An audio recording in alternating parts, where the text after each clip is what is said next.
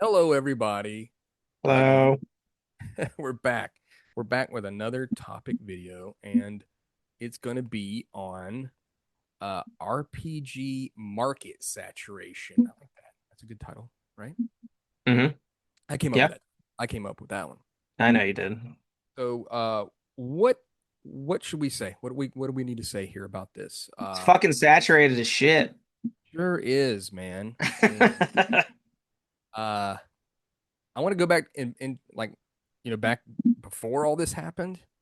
And this was, of course, showing my age here, but obviously, like 80s and 90s game store, you go in there and like the games that were in there, that's what the world was when it came to role playing games. So it was very kind of focused. Maybe you got Dragon Magazine, you saw some other games. Maybe you asked the person if they could order it. I was a little young to do that. I just kind of looked at stuff.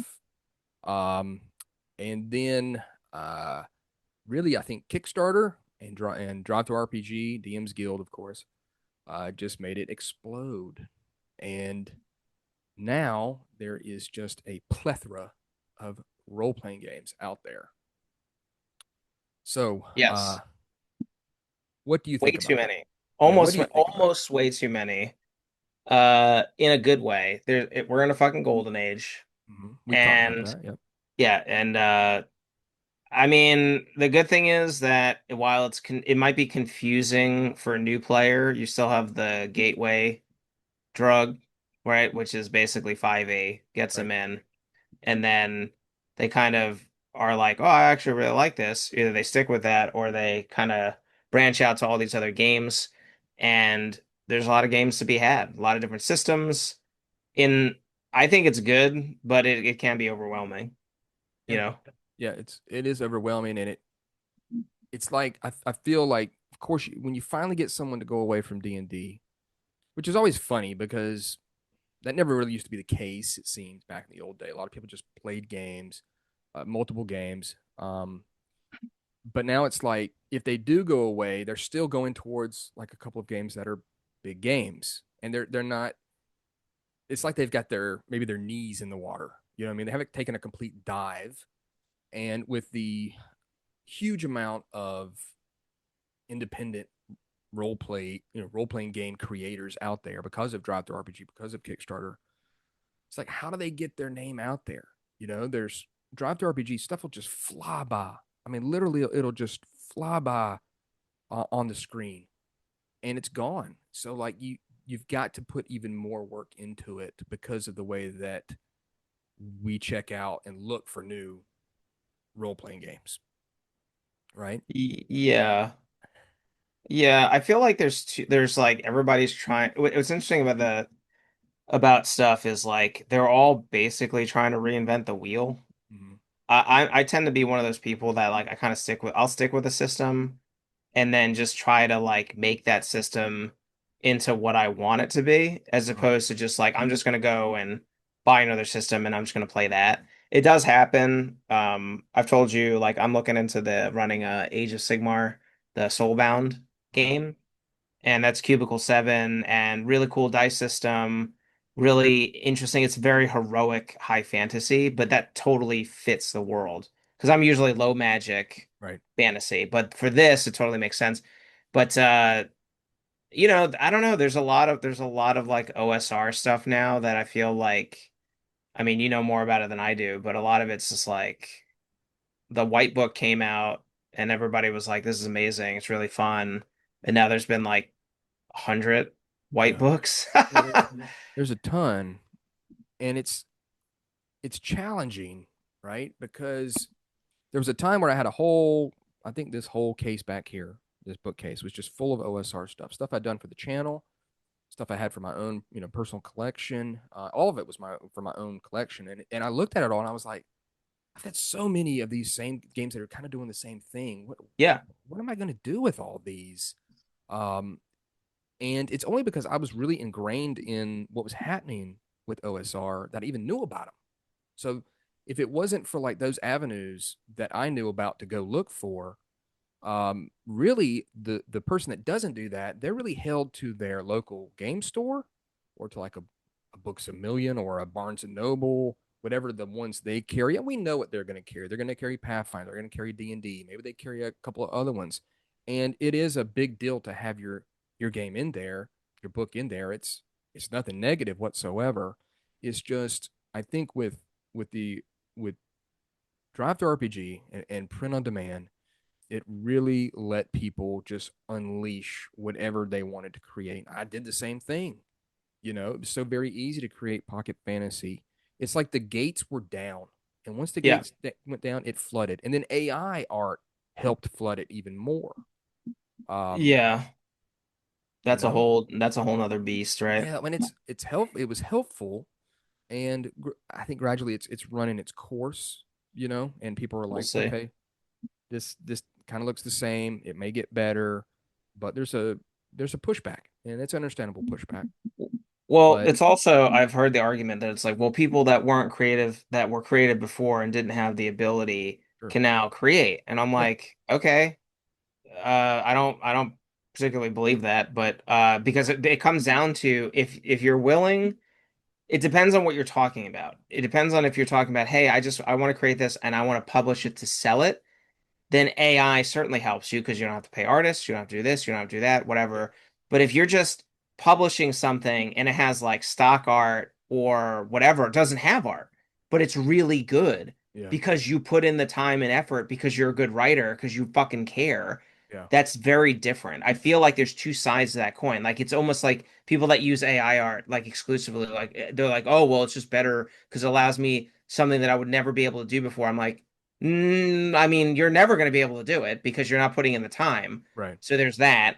And then if you're talking about just monetary stuff, then okay, then you're talking about you don't want to pay people. Oh, I right, couldn't publish it. You could publish it without art right. or there's stock art. I mean, stock art is a dime a dozen now, And it's you good know, stuff. and Art, it's good. they're very good. It's legit. I'm not the biggest. I mean, growing up and being schooled as an illustrator, your chief nemesis was never sell to a stock house, right? Because you're basically it's self-defeating for Right, you because you're right. you're going out, But I understand in such a niche market that they do have good stock art houses and the artists are compensated. So I mean, it's just kind of like you already have the option. You already have it. You just don't want to put any money or effort Right. into it, Right. Because in the my avenue opinion. because the avenue to get it out there and to have it have art is available. Well, So people like color art. That's the thing. So what they found is, color art is flashy. It looks good, and I can't afford to pay a cover artist or anything like that. So I'm going to use AI. But I think what's happening is, like you said, I don't know if it's running its course, but you can tell when things are AI, yeah, and it looks the same. I mean, the color palettes, this, that, and you just like there's something that's weird about this. It just doesn't have any passion. A yeah, lot of it, not all AI art. Some AI art is like, you can't really tell, I right. guess. But Yeah, I don't know. But I mean, in regards to that, even without not even introducing AI, there's been a plethora of self-publishing stuff, and a lot of it's good. it And is small good. publishing houses, and they Mhm. they do hire artists. And I think it comes down to choose a game and play the fucking game. Yeah, You know what I mean? That's it. Go with your friends or play a different game system every other week. Start a new party, one shot or whatever, try the game. And you know what? Naturally, you're just gonna stick to a game that you like. You know what I right, mean? Because they do, I shouldn't say they're all the same. They're not clones. They all do the same thing, trying to do the same thing, but they do it differently. right. So that comes down to taste, I guess. But Mhm. I'd rather have more to choose from Sure. than less to choose from. I mean, personally. Yeah, it's a weird thing where it's kind of like I'm glad there's all these options. It's just I find it challenging. I find it challenging for them to get their game out there. Yeah. It's kind of why I do the channel. It's kind of, it's part of the reason why I try to spotlight people's games because I feel like there's several things going on here, okay? We've got homemade do-it-yourself role-playing games that show up on Drive Through RPG. Guy or girl, they're doing whatever, they're creating it, they're putting out there. It needs to be seen. That's very difficult. Yeah. Next, you've got the art house guys. You've got Merkborg and these Exalted Funeral fancy tomes that all kind of look the same. They're starting to kind of look the same with the way that they look, but they're well created. They've got really good art. They've got really good production values. They may be shallow, in regards to what it's doing and what it can give you. But it looks nice. It looks good on the shelf. It looks impressive in front of people. And then And you've they're fun got, to play, yeah, yeah, right? I mean, at the end of the day, they're fun. They may not have the crunchiness of a yeah, lot of these other systems, but yeah, they're fun to play. yeah. They're fun to play. They look good, and you feel like you're getting something special, and that's a good thing, and that's Yeah, fun. Some yeah. people push back against all these things I'm saying, of course. Then you've got the big guys. You've got the Pathfinder, Starfinder, D&D Fifth Edition, and those are going to do their own kind of thing. And then, of course, they'll be pushed back against. You can find those everywhere. That's not a problem to find those games. And then you've got again these niche kind of weird Kickstarter game. Not even Kickstarter. It's just a company that comes out of nowhere. They've got this huge IP. I'm like, oh, how'd they get that IP? And then finally, people started saying, well, let's do role playing games on movies. Now, granted, you have the Alien RPG, but you've got everything. I mean, you've got Blade Runner, you've got RoboCop, you've got Terminator, you've got all. They said, it's like an untapped area. Planet of the Apes. Planet of the Apes over here, fantastic. Planet of the Apes, and I'm all for that. I'm all for that as long as it's, of course, as long as it's done well and treated with kind of the respect it deserves. Yeah, sure. But there are some weird things I find on Facebook where it's all of a sudden like some big IP and a company I've never heard of, and I was like, they obviously pitched this. They went out and saw and kind of pitched it. So you've got that stuff in people's face. But I find that those are just like one-off books that are not going to get any real traction. Maybe they're on BackerKit, maybe they're on Kickstarter, and they've got a cool IP, and that's what all they're really running on. Who knows what the system's like? But it's Well, like oh, sorry. I was just gonna say, I think that's honestly, there are people in like the film industry that don't know anything about the gaming industry. So a company or somebody will go up to them and be like, "Hey, yeah, I create RPGs, RPG and D and stuff is really hot right now.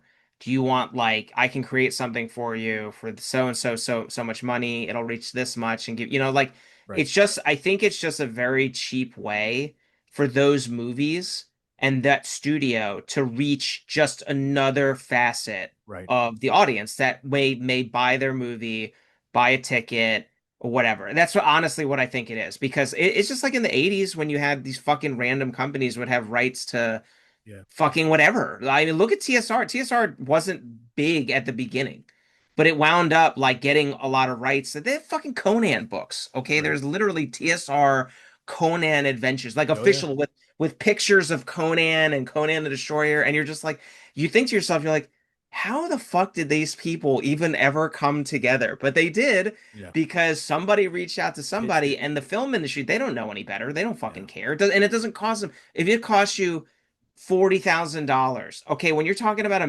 fucking a movie that costs $280 million to make, yeah, they're like, yeah, it's fine.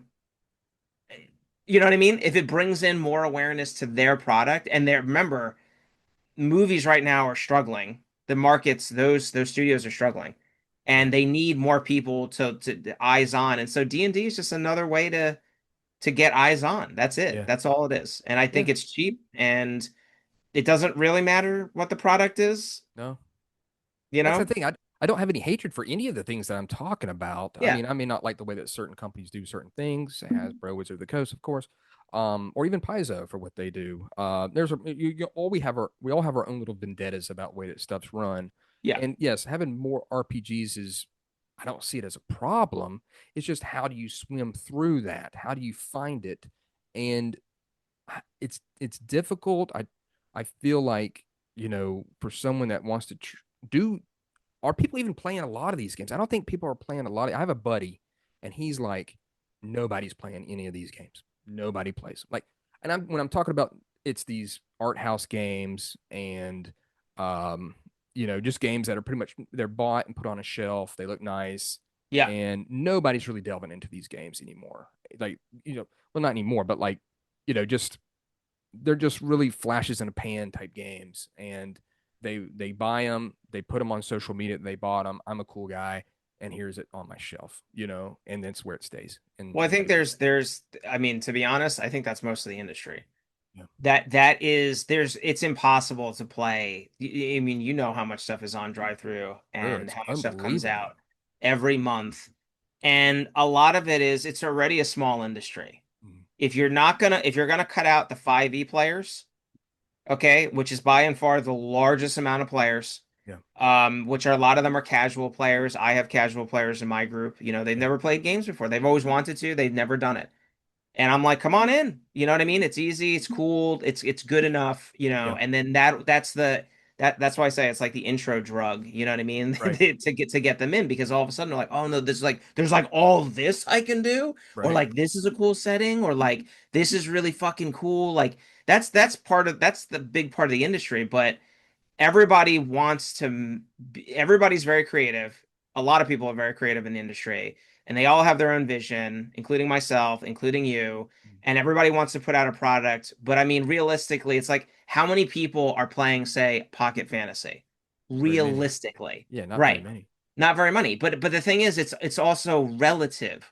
Right. As in, if 300 people are playing Pocket Fantasy, you know, that could be great or that could be whatever. You know what I mean? Like it just Could be depends. great. 300 people playing 5e is terrible, but Yeah. because they're a It's massive fucking company. You know yeah. what I mean? But It's it's just that's kind of the industry in general. It's just all this stuff that comes out, a lot of creativity, and it's kind of a player's market.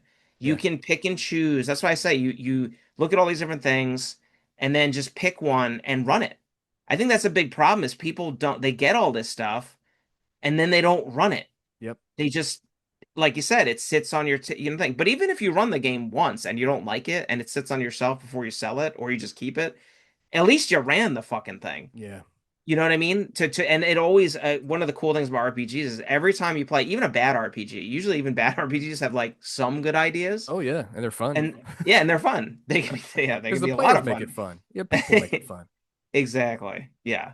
No, that's understandable, man. Like I'm cool with 300 people playing Pocket Fantasy, but you're right. It's almost kind of like now it's the same thing with video games. Like they'll see a video game that came out, then they'll go look on Steam and say, "Oh, look, that game was so big, but now there's only this many people playing it." Like that's the metric that's now judged, and it's There's a understandable. million fucking games. Yeah, there's so many games, and it's the There's same too thing many with role games. playing games. You know, it's Yeah. like, but I think what you've got to do is you've got to get the game into the hands of somebody, anybody, a podcast, YouTuber, someone that's got a blog, anything, and say, will you take a look at this game?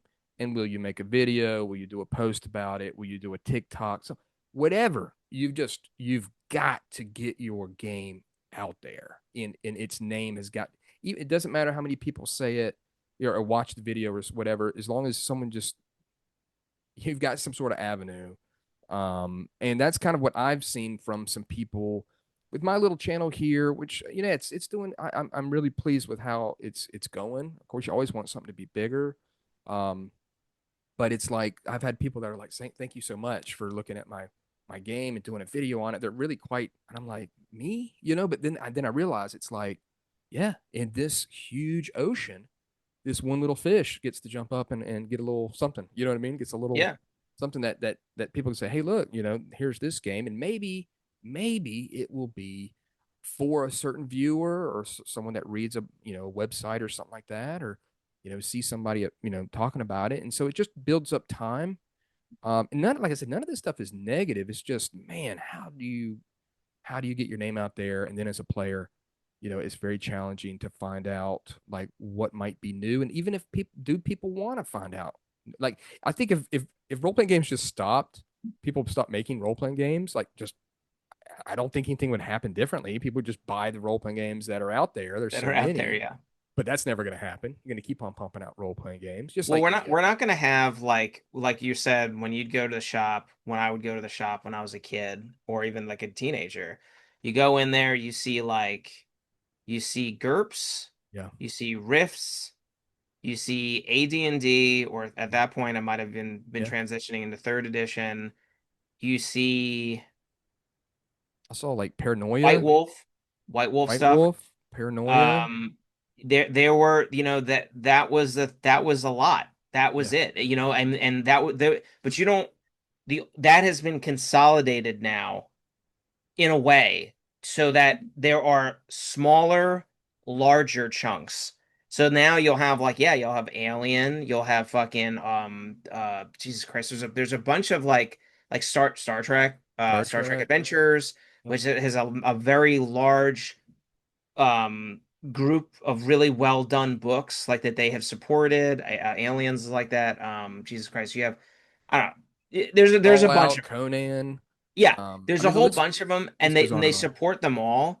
So it used to really not be like that. It used Mhm. to be they were like the big four or five, Yep. and they would have a bunch of shit, and then like there would be like one book, or like there would be like a fucking shelf of just single books of Right. There all these would. different RPGs. Now it's like they're actually like you still have that. You have wotc, who's got a massive showing. You have Pathfinder, which is a smaller showing. Uh, and then you have all these smaller but larger chunks of all these other games. Yep. So I feel like it's actually kind of in a better spot now. I mean, it's a shame to see like something like GURPS and like, like Rifts and stuff kind of like just, especially Rifts just kind of fell apart. I don't Yeah. know. Kind of But went I know, niche. Kind of went nichey groups. Like those people play GURPS. Those people play well, they riffs. didn't change. I Yeah. think that's what's so funny. People get so angry at change. Yeah. And that is, I understand that because it can be very frustrating, but it also, some of this stuff needs to change. Like TSR, as much as I love TSR, Yeah. TSR, as many good products as they put out a bunch of shit products. Sure. And they needed to change and they couldn't. And they fell. You know what I Yeah. mean? Like, I'm not blaming, like, there's Yeah. lots of things going on in there, They but read the look at room White wrong. Wolf. Look at White Wolf, fucking shadow of its former self. I Yeah. don't even know what the hell they're doing now. Doing fifth edition stuff, but I mean, there's two. The problem with, well, that's a whole nother topic when it comes That's to a White cash Wolf. cow. That's for they think that that's going Yeah. to Well, get them to their former glory, and it's probably not. well, the problem I feel with White Wolf is that it's attached to a certain time in history, music, movies, Mm, stuff like that. That yeah, grabbed it. It was the '90s goth scene that sure. no longer Yeah, exists, and I myself personally attach it to that time period.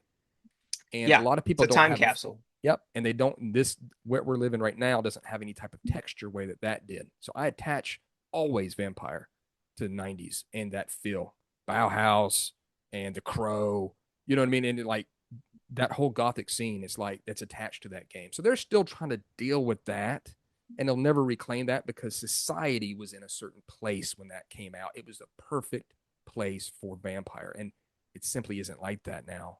So they're kind of dealing with their own thing. But no, you're 100% right about kind of these Yeah. groupings, But hopefully things like I said, man, I've almost never turned anybody down for a video, never.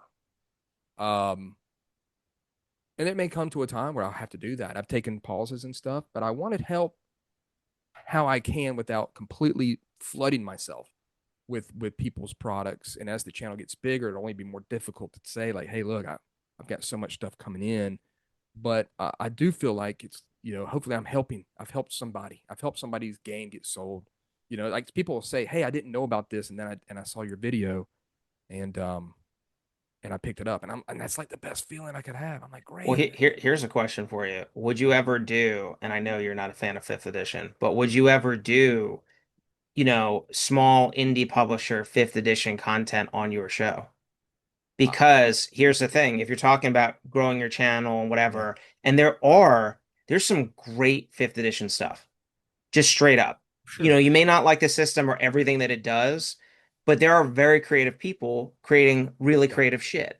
So would you ever do that? Because I feel like if you're doing RPG overviews, right, which is what Yeah. you're talking about, Yeah. that's part of it. Yeah. Because your channel is not OSR. And these people that are doing this small fifth edition stuff, it is small. Yeah. Because talk about a fucking ocean. You Yeah. know what I Well, mean? they're in their own ocean. Right. That's what I mean. So it's almost like it's one of those things that's like I feel like doing something like that may give, well, one, might get you more viewers just because it's such a big player base. Sure. But two, it accomplishes your goal of like there are creative people that are Yeah. trying to make it and they do good shit. And maybe they don't just do 5e shit. Maybe Yeah. they just, they did that and they move on or they do their own thing. So you never know like the interactions that'll happen. Right. And I feel like sometimes those things need a spotlight too. Sure. Because like you said, they're in their own ocean. The Yeah. amount of fucking crap that is on there, you're just like, okay, this is just No, it's my unbelievable. my buddy released five. So for instance, my buddy, we're playing a 5e campaign. He's never run a campaign before in his life. Never. I've always been the DM. So he's like, Okay. I want to run a campaign. So he ran this fifth edition campaign. It went, it ended, and now we're transitioning into 5.5. But he released his own on the train to work. He works for the state, whatever, or for the feds. But basically, he's a forester. But he on the train, he would just write out all of his ideas and all these magic items. So he invented a character that owns a shop that is in every city and they just sell crazy shit. And it's like I don't remember how many magic items it is. It's like 5,000, it's like 500 magic items and they all have this crazy shit. And he just compiled it and he just released it. He showed it to us and he just released it to the community at Yeah. large on drive-through for nothing. Yeah. It's free. Yeah. And so like stuff like that where it's like when you read it and it's like he's very intelligent dude. Richie's like super fucking smart. But some of the stuff is just hilarious and you're like, dude, I would never have thought of Yep. creating Yeah. half of these magic items. And he puts so much thought and the character in the game, like the way that he plays him is just like really funny because you're like, weren't you like in the last city? You're like, no, no, no, that wasn't me. That was somebody else. But Somebody really, else. there's like a secret, like he has like these like portals or whatever, and he can literally move. So I don't know. It's really interesting. But anyway, like stuff like that, like putting a spotlight on that kind of stuff. Mm. That's just like released for the community because it's fun, or legitimately, like stuff that people pay for or whatever. But I don't know. Sure. I didn't know how you would feel about No, it no. because I know you're so connected to the OSR shit that I, it's like, I've you done a know, couple of fifth edition stuff before. I did one. I did a couple on my RPG freebies, which was another way that I tried to reach out. But there was a lot that to cover. Um, and that's when I was showing people stuff that was like free or pay what you want. And a lot of hmm. those products were fifth edition, and I have done a couple of fifth edition Okay. things, and I would help anybody. I just usually don't get them to me. They come to Yeah. me, and they do need help. And it's the same kind of like with Shadow Dark. I'm gonna have a video soon about a Shadow Dark third party Kickstarter that's about to kick off called Dark Forest. It's really great. A guy reached out to me. I said, sure, of course, I'll help you. And Shadow Dark doesn't. I think that's the thing is Shadow Dark doesn't need any help, but people making stuff for Shadow Dark, I'm more than happy to help them. Yeah. It would be the same for fifth. I just don't get that much. People don't reach out to me as much about that. But no, and you see, of course, your friend, he had that great avenue to be able to just throw something on drop the RPG. I mean, look what you're able to do. Before you wouldn't be able to make your own stuff, or if you did, it Couldn't was do some it. sort of like thing you had to mail off for. It was in the back of Dragon Magazine. You could mail off for some sort of like little game that some guy was making and printing off of himself. But so we've got this great avenue. It's Yeah. really a double-edged sword of just awesome creativity that's now at your fingertips and so easy. But how do you get that name out there? How do you kind of swim through that huge ocean of stuff? And yeah, you just got to kind of you got Well, to get your name out there. I feel into people's, get it into their ear and whoa, what's this game? What's that game? Some stuff's not going to be great, and that's okay. Like, it may be great for somebody else. I think a part of it too is like somebody who's like cut his teeth in the industry, like as a freelancer. Part of it is just target marketing.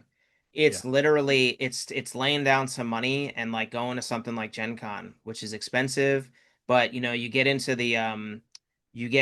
not Artist Alley. I mean, I got into Artist Alley, but basically if you have a book, or something, you get it published, or you print it yourself, you get a fucking table, you go in with somebody yeah, and you go there and do and the you work. have your stuff.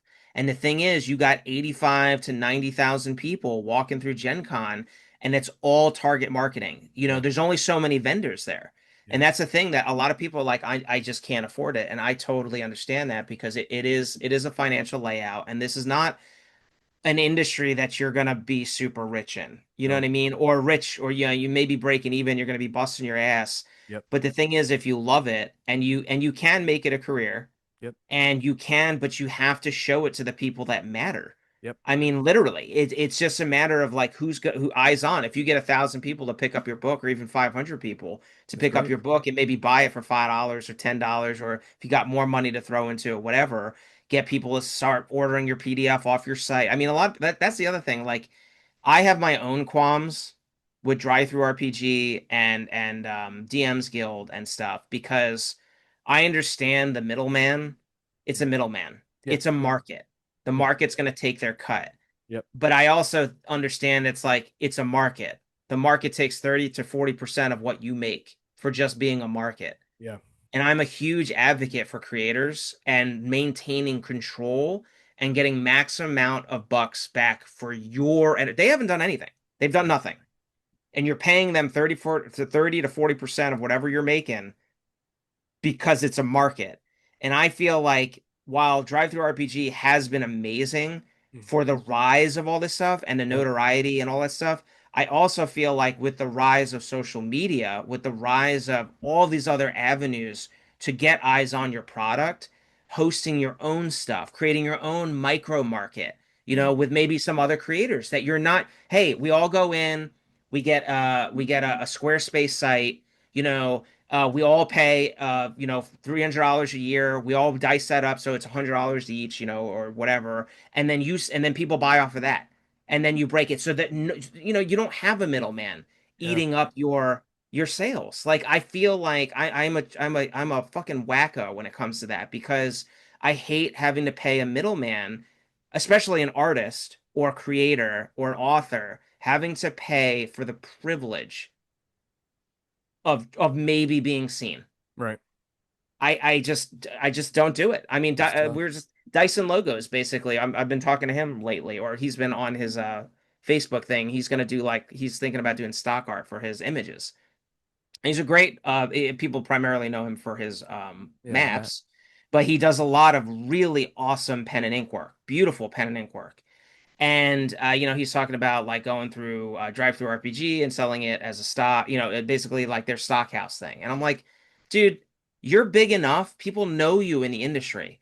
Don't do. Yeah. Do your I've own. been talking to him about it. I mean, not he probably won't listen to me, but I mean, I was just like, people go to your site and have them. If you're talking about licensing your work, license your work to them personally. It's Yeah. not that hard to do. They come to your site, they pay you. You don't give anything to Drive Through RPG. You don't need to do that. He has the privilege of people. He's worked his ass off, and Yeah. people know who he is. I can't stress enough that creators should receive the majority of that. If some place Drive Through RPG, if they run, if they take 5%, 10%, all right, I'm okay with Patreon for the most part. Yeah. 5%, 10%, okay, I get it, because so many people got eyes on. But I mean, it just gets ridiculous. Like people bitch about Apple. I'm like, so you bitch about Apple taking 35%, but you're not going to bitch about Drive Through RPG Yeah. or some Like creator like that. it's a necessary evil, I guess, in this huge, But is sea it? of stuff, that Is it's it though? difficult. If that's why there's artist collectives. That's Yeah. why there's so many creators now. And if they would just get together and literally not do that and form their own collective in rivalry. Like you could do that. I mean, people know how to use social media. They know, I mean, I'm terrible at it, but people know how to do that. They know how to talk to people. They get people excited about their stuff. Dyson's one of those people. Yeah. And like I'm like, you don't need to you can change the mold, is what I'm Yeah. saying. You don't Yeah. need to obey. You can break the fucking mold. You're right. Break it. Yeah. It needs to be broken. It gets into a Hopefully, rut. maybe it And will. Maybe it will. I mean, DM's Guild taking 50%, Yeah. And then them and taking you're theirs. doing all the work. Yeah. It's tough, dude. I understand. I understand, but that's Sorry, that was my rant no, on you're good. You're good. That's about all the time we have, but I think we covered that pretty well. Like I said, overall, I think all of this stuff is positive. It's just, good luck trying to find it, and if you can find a source that lets you know about it, go check them out and keep up to date with it. Maybe they'll show you a game or something that you like. So, Yeah. this has been fun. It's always fun to have these videos, and we've got another. The next one we're gonna do is gonna be on art, something again that you know quite well. The decline of inspiring art will be our next video. So, Yeah, thank it's you. funny. You're not the first person to say that. Oh yeah, There's a place here called Dark Future. In here, they're like 10 minutes walk. And you would love it. It's all OSR stuff. The guy, oh he great, has a huge collection of like awesome. mint condition stuff. That's great. TSR, all this shit. Anyway, I'll send you pictures. But anyway, I was talking to him. He said the same thing. That's great. Yeah. So you're not alone. All right. Well, we'll that'll be our next topic. So hopefully we'll have that to you soon. So anything else you got to say? You good? I'm working on the third book, How to Draw Dungeons. It's going to be out next year. I submitted the first outline. It's going to be massive. Awesome. It's gonna be great. Of course, we'll hype it up big when it comes out. We'll So see. all right, man. Thanks for joining me once again, dude. Thanks, guys. All right, See ya. later.